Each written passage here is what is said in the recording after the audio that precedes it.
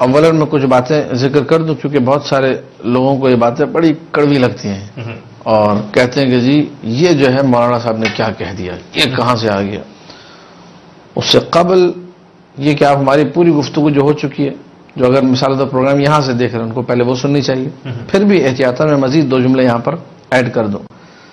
القطرہ میں روایت موجود ہے، دیگر کتابوں میں موجود ہے، اکرموا اولادی الصالحون للہ، اللہ کے رسول نے فرمایا میرے جو متدین بچے ہیں، میری جو نیک اولاد ہے، سادات کی بات ہو رہی، ان کا احترام اللہ کی خاطر کرو، اللہ کے دین پر عمل پیرا ہے، شریعت محمد مصطفیٰ صلی اللہ علیہ وسلم پہ عمل کر رہے ہیں، صالح، تو ان کے صالح ہونے کی وجہ سے ان کا احترام کرو۔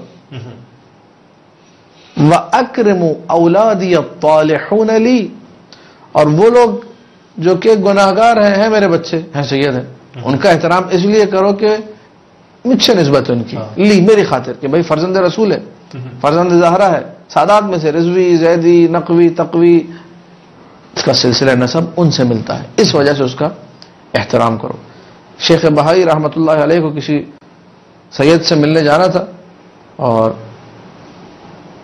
شیخ بھائی وہاں جب اس سے ملنے کے لیے پہنچے تو وہ موجود نہیں تھا وہاں پر، شیخ بھائی انتظار کرتے رہے کھڑے ہوئے، اور وہ جب سید آیا تو شیخ بھائی نے کہا آپ نے کافی دیر کر دی مہرباں آتے آتے۔ ادھر شیخ بھائی نے یہ کہا، وہ سید گرم ہو گئے، جلالی سید تھے وہ، انہوں نے کہا تمہیں شرم نہیں آتی، تم سادات کی بے حرمتی کرتے ہو؟ شیخ بھائی سے جملہ کہا تم نے مجھے ٹائم دیا اور یہ اگر میں تھوڑا دیر ہو گئی، تھوڑی دیر مجھے اگر ہوگی تو کیسے تمہیں کس نے یہ حق دیا کہ تم میرے خلاف بات کرو؟ یہ کہہ کہ اس سید نے تھوکا شیخ بھائی کے منہ پر۔ اللہ۔ اب یہاں میں اپنے ناظرین کو ایک لمحے کے لیے روکنا چاہوں گا کہ یہ سید جو ہے اس کا یہ عمل ہے کہ ایک عالم دین کے منہ پر تھوک رہا ہے، کیونکہ عالم دین نے ایک جملہ کہہ دیا سامنے سے کہ بھائی لیٹ کیوں کر دیا آپ نے، وقت پر کیوں نہیں آئے۔ اب ایک عالم کی آپ سیرت دیکھیے احترام سادات کے حوالے سے، شیخ بھائی نے وہ تھوک مثلا جو دائیں رخسار پر ان کے آ کے لگا تھا اس کو اچھی طرح یوں کر کے مل دیا، کہا کہ یہ سید کا تھوک ہے، اب میرے اوپر جہنم حرام ہوگی، اس چہرے کو آگ مسنی کرے گی۔ یہ شیخ بہائی رحمۃ اللہ علیہ کا احترام سادات ہے۔ ہمارے علماء نے روایات کی روشنی میں سادات کا اس طریقے سے احترام کیا ہے۔ اب سادات کی ذمہ داری یہ ہے کہ وہ اپنی قدر کو، اپنی منزلت کو سمجھیں۔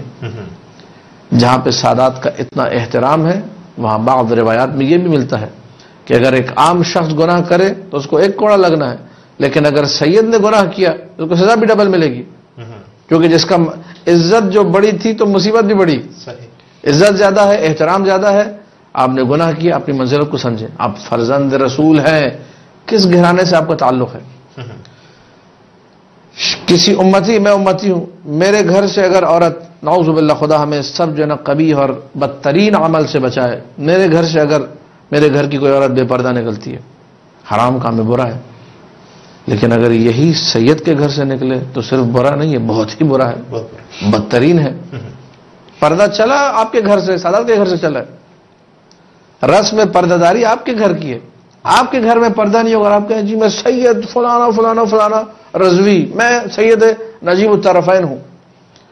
نجیب الطرفین ہے، نجابت کا کوئی عطا پتہ ہے یا نہیں ہے، ثبوت ہونا چاہیے نہیں ہونا چاہیے۔ احترام سادات خدا نے فرض کیا ہے، احترام سادات معصومین سلام اللہ علیہم نے بتایا، لیکن جب سید خود اپنا احترام نہ کرے، مولانا نے فرمایا ہمارے لیے باعث زینت بنو۔ یہ جملہ سب کے لیے ہے لیکن شاید سادات کے لیے اس میں تاکید اور بڑھ جاتی ہے، بچے ہو تم ان کے۔ ہمارے علماء تھے آیت اللہ سیبوی، جن کا قم میں ابھی کچھ عرصے پہلے انتقال ہوا، یہ بستر مرض پر بھی ہوتے تھے، شدید مریض بھی ہوتے تھے، کوئی سید آتا تھا اٹھ کے بیٹھ جاتے تھے، کہتے تھے مجھے کھڑا کرو، میں سید کے احترام میں کھڑا ہو جاؤں۔ ایک قطرہ بھی اگر شیر زہرا سلام اللہ علیہ کا یہاں تک پہنچا ہے، اس کی تاثیر اس قدر زیادہ ہے، وہ کہتے تھے مجھے احترام میں کھڑا کرو۔ مہینے کی ابتدا میں جیسے مہینے کا آغاز ہوتا تھا، کہتے تھے جاؤ کسی سید کو لے کر آؤ، چاند نظر آ گیا، چاند رات، محرم چاند رات، سفر چاند رات، ربیع الاول، پورے ان کی زندگی بھر کا دستور تھا۔ جیسے ہی جو ہے چاند رات آتی تھی فٹافٹ کہتے تھے کسی سید کو گھر پہ بلایا جائے۔ شیخ تھے، شیخ سیبوی صاحب، اور کہتے تھے میں مہینے کا آغاز آمد سادات سے اپنے گھر میں کرنا چاہتا ہوں. کیا بات کہ سادات کے قدم میرے گھر میں آئیں اور میرا گھر متبرک ہو جائے. یہ سیرت رہی علماء کی. سادات کے ہاتھ کو چومتے تھے, سادات کا احترام کرتے تھے, سادات کی پیشانی کو چومتے تھے. عالم, مجتہد, فاضل, ایک بچے کا بھی احترام کرتے تھے. کہتے بچہ بھی ہے تو ہے سید, اولاد رسول ہے. اب سید سوچے کہ جہاں ہمیں اتنا احترام دیا گیا ہے, میرے اوپر ضروری ہے یا نہیں کہ میں اس احترام کی حفاظت کروں. جب اللہ نے احترام دیا, رسول نے احترام دیا, ائمہ نے احترام دیا, علماء نے سیرت علماء رہی ہے, سید کا احترام. ہمارے یہاں فقہی مسائل آپ دیکھیے, 4 بڑے علماء جمع ہو گئے, کون نماز جماعت پڑھا ہے؟ وجہ ہے جو تراجی کی جو وجوہات جو اس میں سے ایک ہی ہے کہ اگر سید ہو, سید کو مقدم کرو. سید آگے جا کے نماز پڑھائے گا.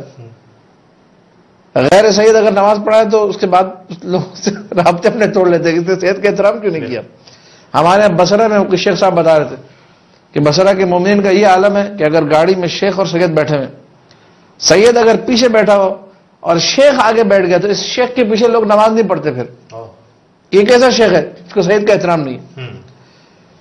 جہاں اتنا احترام ہے, اب سید اپنا عمل ایسا رکھے کہ لوگ کہیں کہ یار یہ کیسا سید ہے.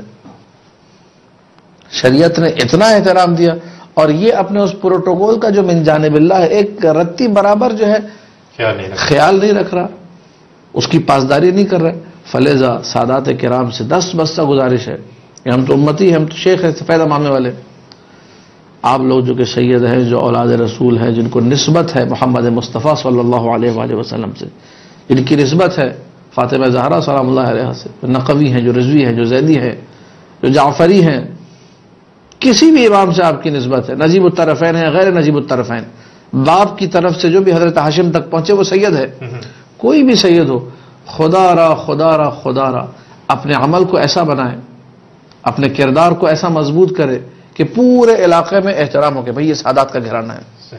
آج بھی ہمارے ماشاءاللہ پنجاب میں ایسے گاؤں موجود ہیں کہ جن کے گھروں سے عورتیں بغیر پردے کے مکمل بشیا, مکمل پردہ باہر نہیں نکلتی, اور علاقے والے بھی پھر ویسا ہی احترام کرتے ہیں.